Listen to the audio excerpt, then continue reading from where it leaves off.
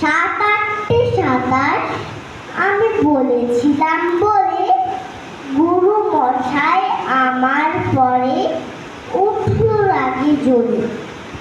মা গো, তুমি 5 পয়সায় এবার রথের দিনে সেই যে রঙিন পুতুলখানি আপনি দিলে কিনে।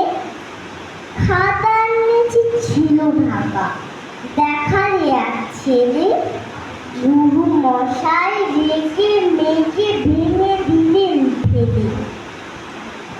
বললেন, তোর দিন রাত্রি কেবল যত খেলা, একটুও তোর মন বসে না পড়াশুনোর বেলা।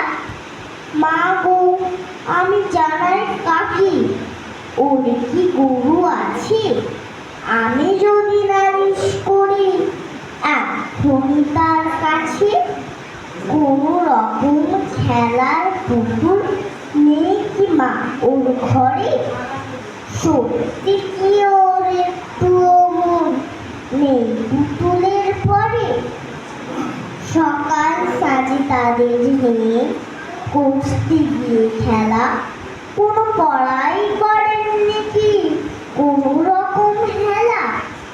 ওর যদি সেই পুতুল নিয়ে ভাঙেন কেহ রাগে, বল দেখি মা ওর মনে তা কেমন তর লাগে। নমস্কার।